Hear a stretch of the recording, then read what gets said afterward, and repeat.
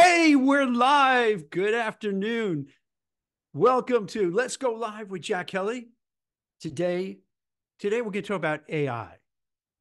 And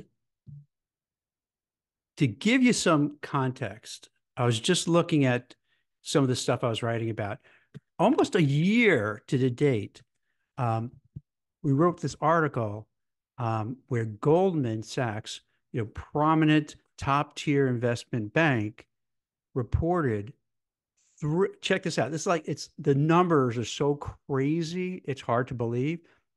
So their study of AI was saying that 300 million jobs could be lost or degraded. That's their word, degraded over the course of time due to the ascendancy of AI.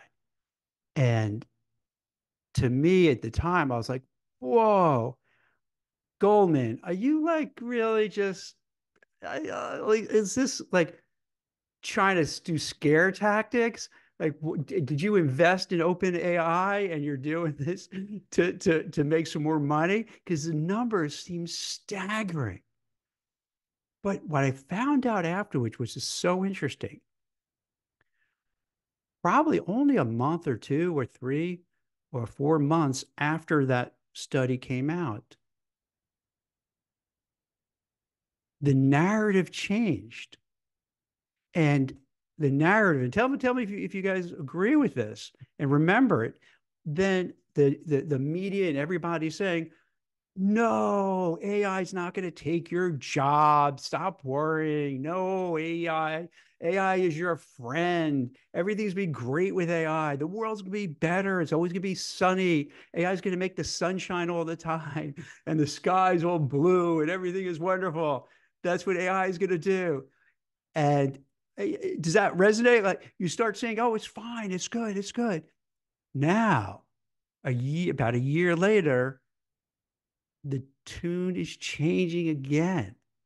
So just over the last week or so, I saw a big piece in the Wall Street Journal basically saying, "Hey, white collar middle managers, you are screwed. You're in trouble."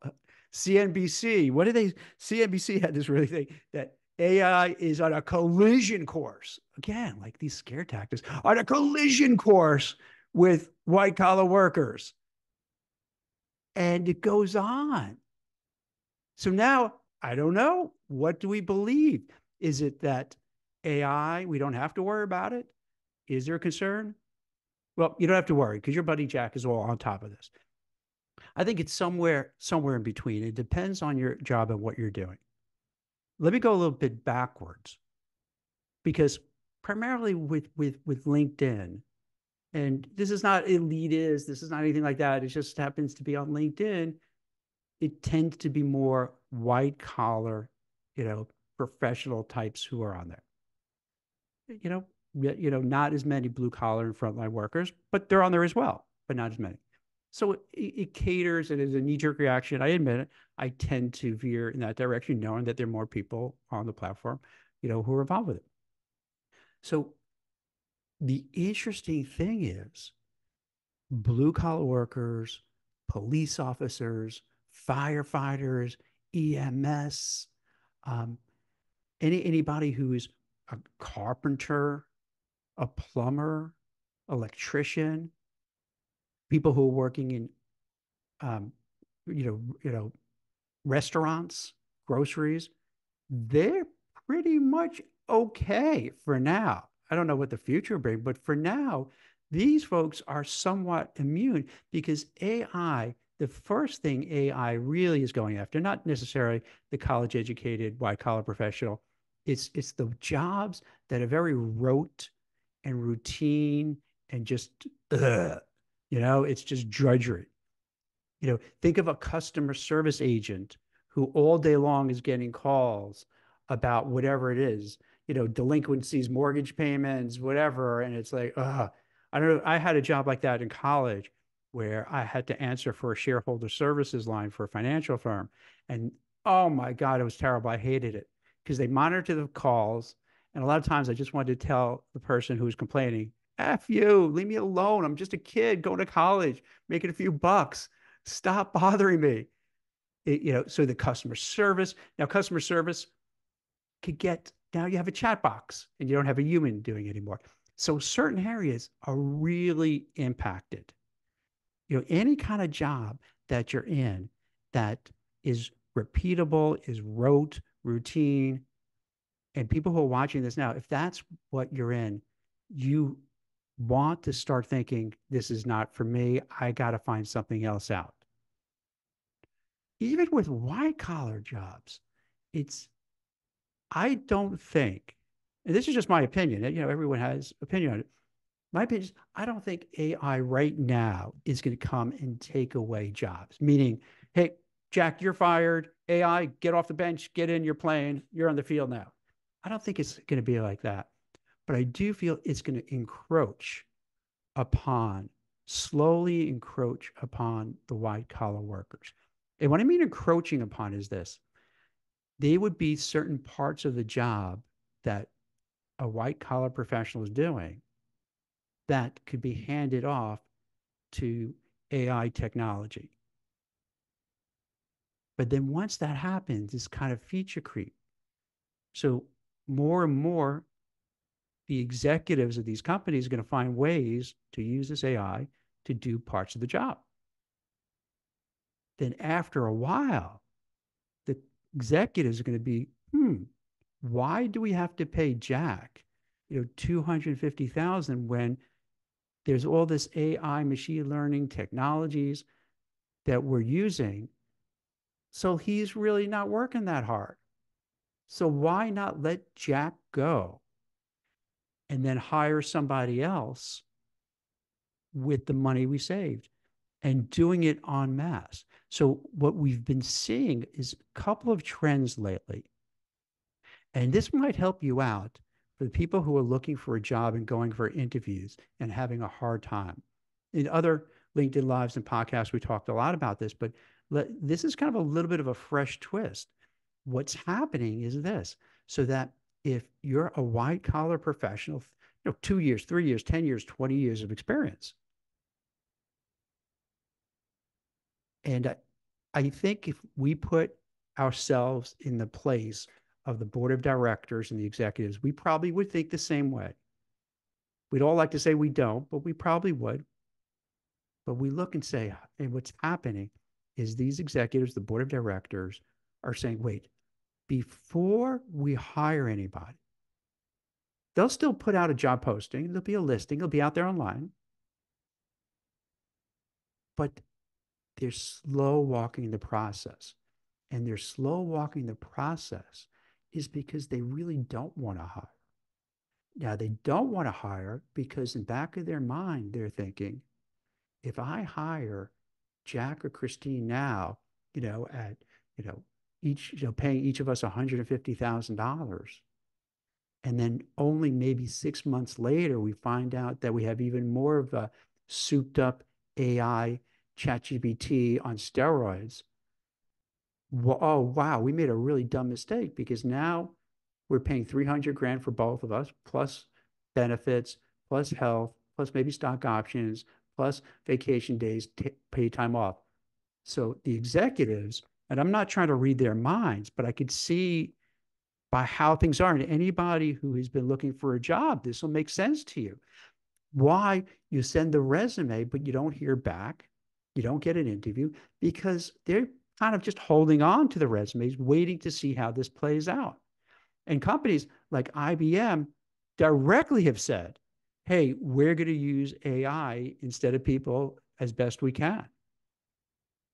And others have said that as well. Most of them have not. They're trying to dance around it.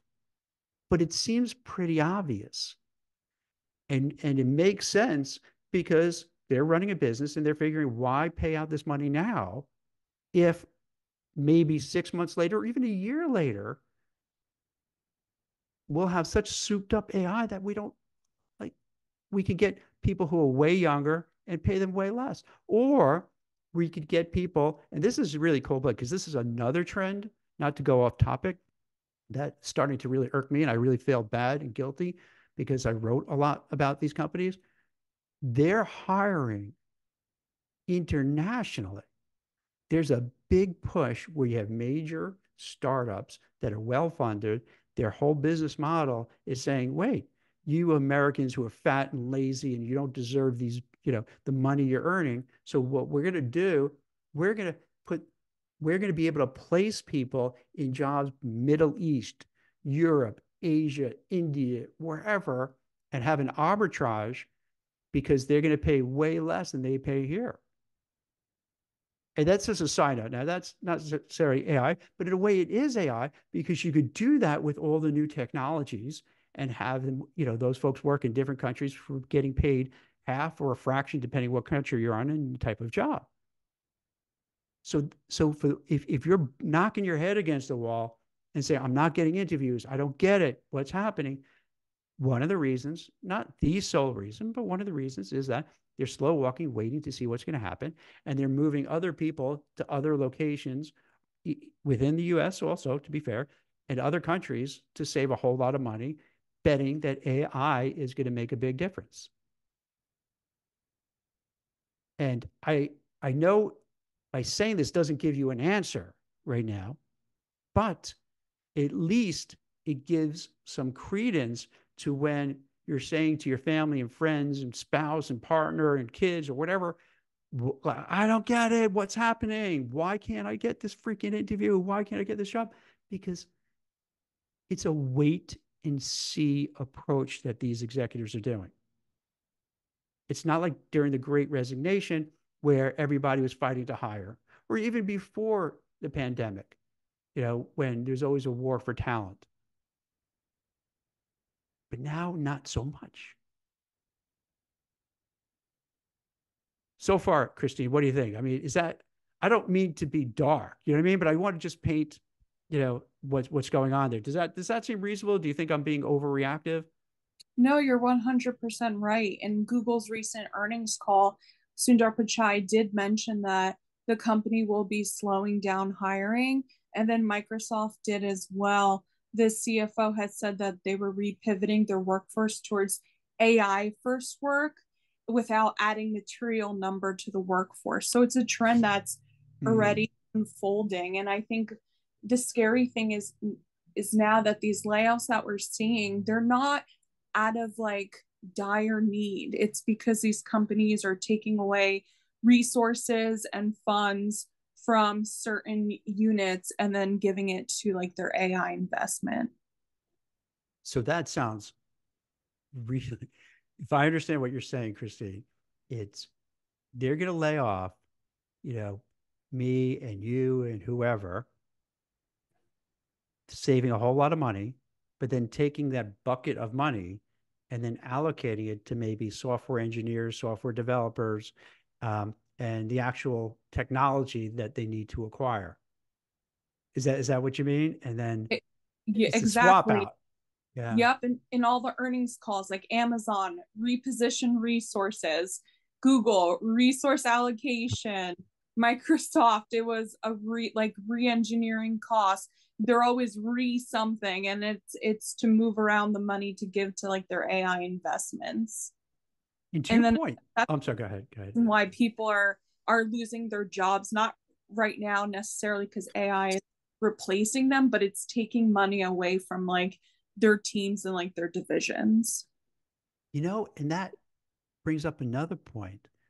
Now that you're kind of bringing it to light, is Google and then Citigroup also. Citigroup, I think, I want to say that they plan to lay off 20,000 workers going up to 2026. And then Google, the CEO was saying, hey, we're going to have like this, and this is not a quote, it's I'm paraphrasing, you know, have kind of almost steady, regular layoffs. And now thinking back, it makes sense because probably what Citi and Google and other companies are doing is saying, let's just watch this play out. Let's not make a dramatic letting go 10,000 people like they did in 2022 and 23. Let's now, because we did make those big cuts. So now we'll make these strategic cuts, but let's take it, let's slow and let's see how it plays out. Where Citigroup might say, maybe we'll go past 2026 and keep dripping, dripping, dripping to see who's going to be laid off and what's going to happen and what the new technology is going to be like. And that's, again, circles back to why the whole job search and hiring process is messed up.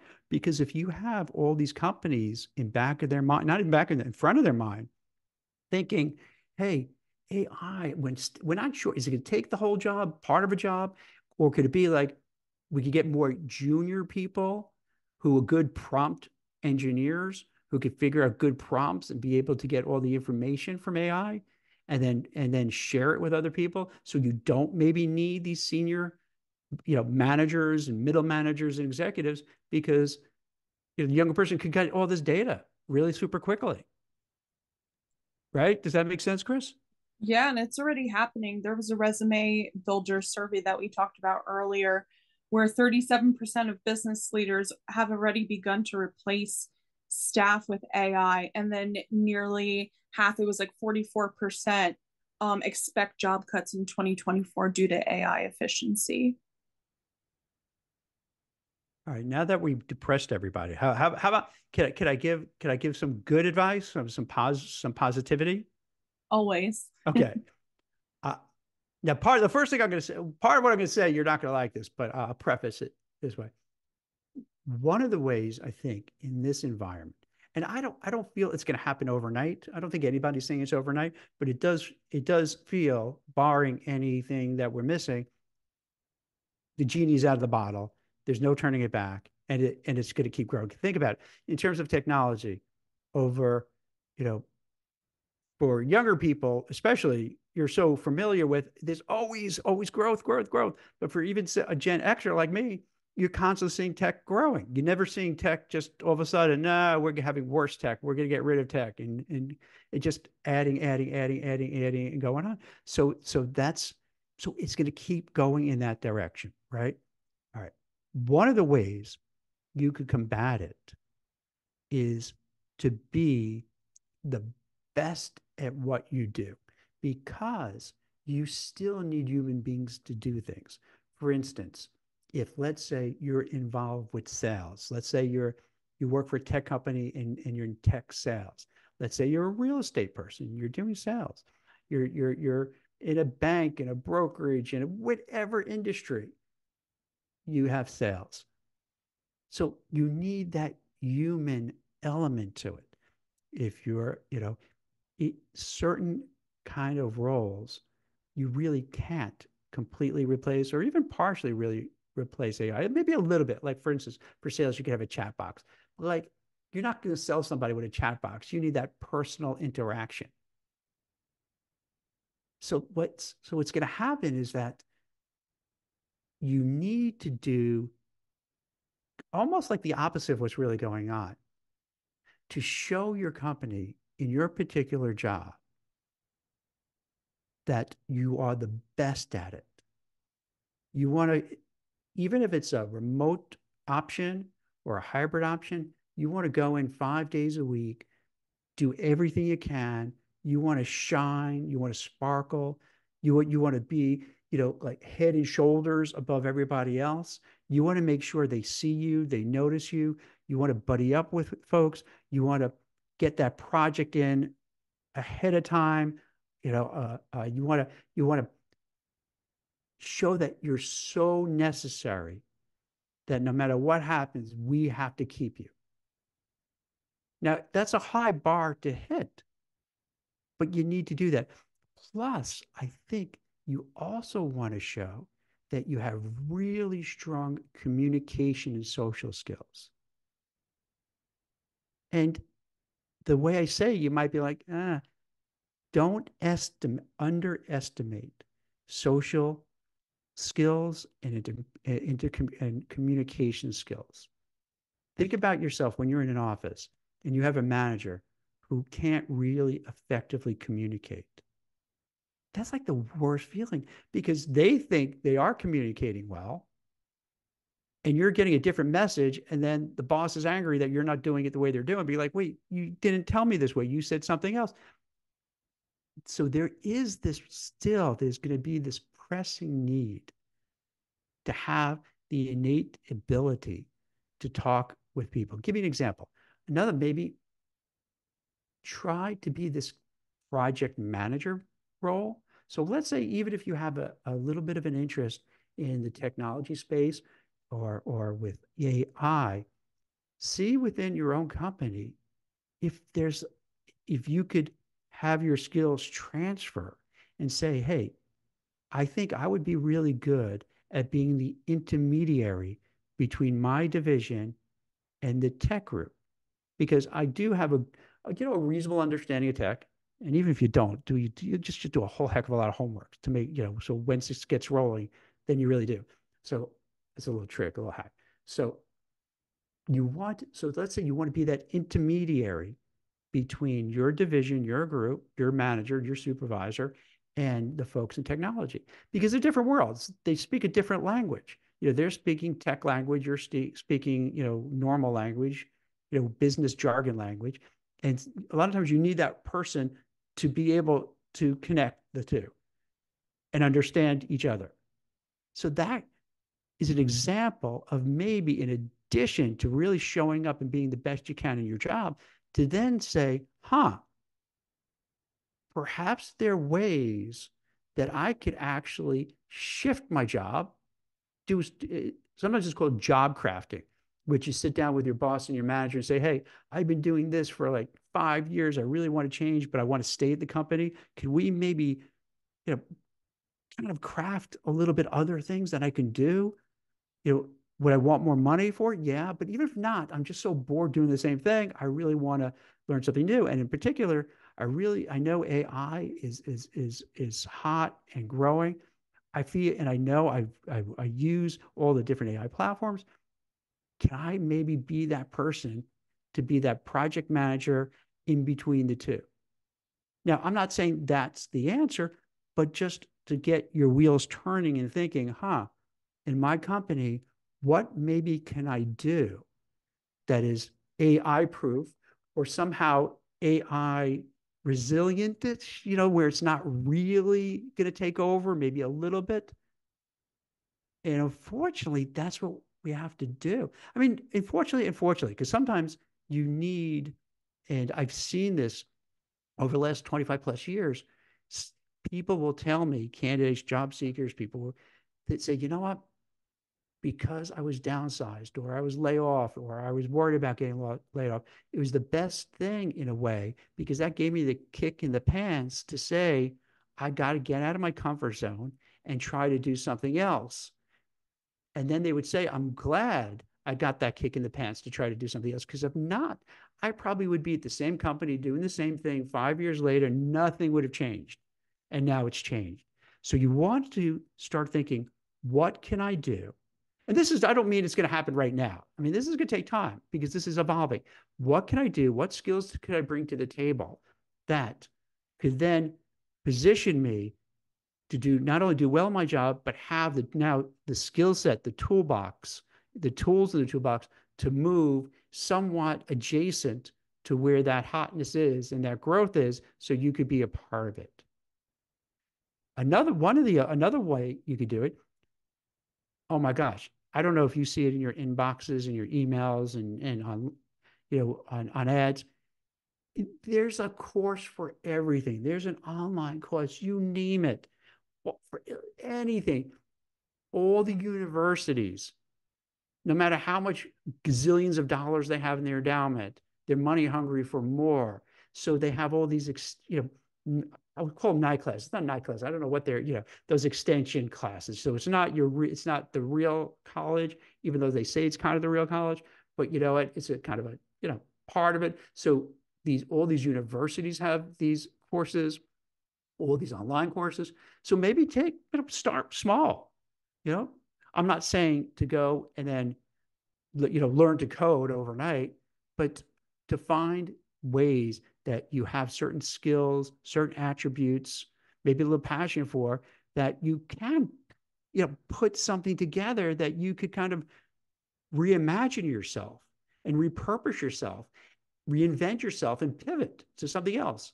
And that's what happens with these times when these things happen. You have horse and buggy, then your cars. So like whoever was, owning all the horses and buggies, when cars came along, if they didn't say, all right, I'm going to get into the car business or get into something related, they were done. And it's always happening.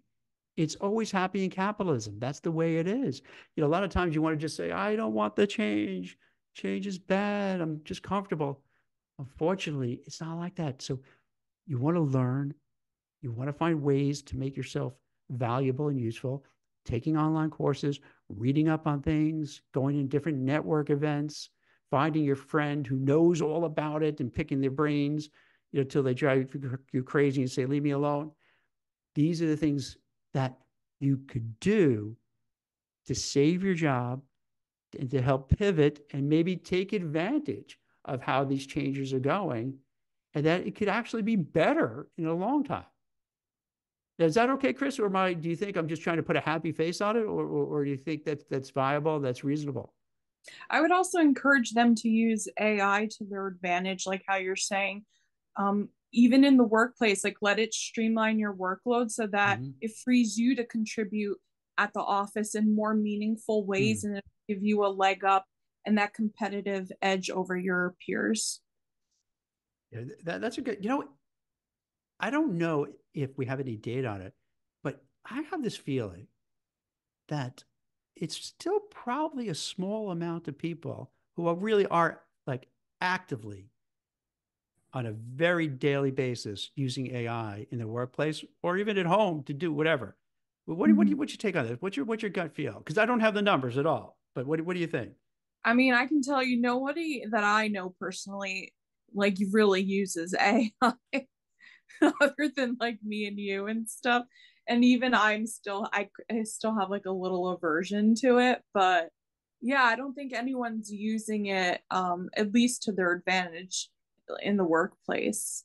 And that could be something that's making you fall behind. Just like, why do you think that is? I don't think they know exactly maybe what it does or what it's Right. capable of. And I think that some people just aren't really up on the trends. You know, they might hear about Chat GPT and Sam Altman, but I Mm. don't think they really know fully what it is. Well, let's say for the people here who are AI shy, shall we say, I would take a look, and you could start by Google it, even though Google is like the AI former AI king, uh, because there's a lot of competitors now nipping at their heels. So and take a look and say, hey, what, how can I use AI for the workplace, or how can I use AI for my particular job? And I'll tell you this from first experience, I'm freaking addicted to AI because anything like I'll give you an example. I was thinking of going a trip to Las Vegas. So I'm asking AI, all right, hey, do you have any tips for me for blackjack? Do you have, what hotel do I stay at? Where should I avoid? And so forth. And as opposed to regular Google searches, it gets really right to exactly what you're asking for. And you don't have to wade through like 10 different articles to find what you want, and it makes it so much easier. So let's say when I'm for preparing for this, right? For preparing for the show, I went to AI and put in questions. What does like Wall Street Journal say about AI? What is CNBC saying about AI? What jobs are going to be safe from AI? What jobs are in danger from AI, and so forth and so forth. And sometimes you get funky results. Sometimes you get what you've probably heard this expression like AI hallucinations, but that's whatever, because even if you have that, then you're like, all right, just you kind of put it aside, and then you drill down more. Um, so I like what you're saying, Christine, because I think if you do it in the office, that's a way to shine. That goes back to what we were talking about a little earlier, how like you could stick out. Because then I would bet any amount of money if you have somebody in the office, right, who starts playing around with it, getting really good at it, you're going to have a lot of folks lining up by your desk saying, hey, can you check this out for me? Can you look into this for me? Because you know how people are. They don't want to do it themselves, but now they'll ask you to do it, but that's okay. Because now you're looking good. You're looking like you're that smart genius person who knows all about AI and all the, tricks and how to get the best answers from AI, and then show off to the boss how smart you are.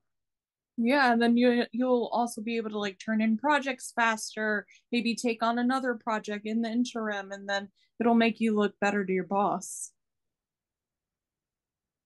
So I think it boils down to this. What you want to do, and I don't want to give you a homework assignment. What you want to do is you really want to take an assessment of like what your skills are and just think about like, uh, is it possible for what I do? And be humble about it. You don't want to be like, oh, there's no way you could replace me. I'm a top recruiter. You're telling me an AI bot is going to be better than me as a top recruiter? I mean, probably not, but it doesn't hurt. It doesn't hurt to do some self reflection and thinking, just in case, just in case, let me see what else I could do. And just so you know, when I say these things, I practice what I preach. I was getting concerned the way things are playing out in the white collar space. Recruiting is going to get very challenging.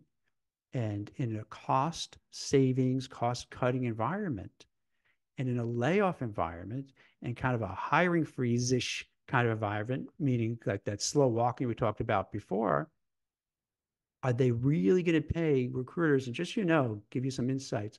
You know, the range is like a recruiter, let's say a contingency recruiter, it could be 20% of the base annual salary, 25%, and maybe you could go up to 30%. So you're talking about a whole lot of money. So if companies are looking to cut costs, they could look at the recruiters and say, why the hell are we paying them so much? So it behooves people to look, and I'm just giving that example because I know recruiting. Um, it behooves you to then say and look at your own job and see how vulnerable or not vulnerable in terms of what you do. And if you find yourself vulnerable where you feel, maybe 30% of what I do is rote and routine, it can be done by, a chat box or AI or something like that, then maybe that's when you have to start figuring, I gotta beef up on other things. So I don't have to worry 6 months from now, 9 months ago, now it's not just 20% of the stuff. Now it's 40% can be done with AI and other technologies. So look in and be honest with yourself, because that's what I mentioned. What I did, I said, I pulled back from the recruiting figure. Hey, I don't like where this is going. Yeah, I'm still a young guy ish. So I have time to kind of, pivot a little bit. So I figured, let me focus more on my writing, on the podcasts and other things, because as a just in case, you don't know how it will play out. So instead of, let's say you let go and then you're like, oh, this whole world is AI and I just don't know anything and I'm doomed. Build up some other skills, some other talents as a just in case plan. And to make it a little better, try to build up things that you're interested in, you like doing. I love writing, so that's great. So for me, that's perfect. I love talking, as you can imagine. It's hard to shut me up. So, to me, that's enjoyable. It's fun. It's not even work. It's something that's like just fun to do. So find out if you feel you're kind of vulnerable.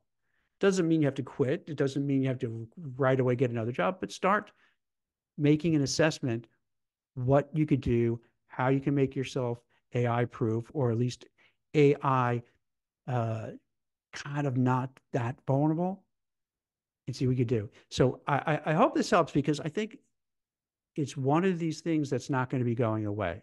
I can understand maybe, whenever it started really getting hot, said, maybe this is a fad. I think we could all say it's not a fad anymore. This is something big, and a lot of money is going into it. A lot of venture capitalists are putting money into it. A lot of serious companies are putting money into it. So this trend is going to keep going. So if you just pretend it's not happening, and you put your head in the sand, it's not going to go away. So you're better off confronting it, making the best of it, finding ways to, improve yourself, find ways that you could benefit from it. And when I say this, I don't mean to come across like it's easy to do. It's hard to do. It's really hard to do. But yeah, you owe it to yourself to try it. So I hope this gives you kind of a, some insight into what's happening here. I feel with these podcasts, these LinkedIn Lives, I hope you appreciate, bringing people on. We had Lauren Smith, who's had that referral program. We had David from Juicebox that did the recruiting AI platform. So I like bringing different people, who could come in and hear different things. But then also, if I don't have the guest for it, to talk about certain, these topics, so we walk away learning and growing and understand and improving and taking yourself to the next level. So I really appreciate you watching and supporting the show. If you have any questions, let me know. Any comments, put it in the graphic that we have and in the chain we have there. And any topics for the future, hit us up. And I really appreciate it. Let us know you need any career advice, mentorship, whatever we could do, introductions, and we'll see you tomorrow. Thank you so much, everyone. Thank you, Chris.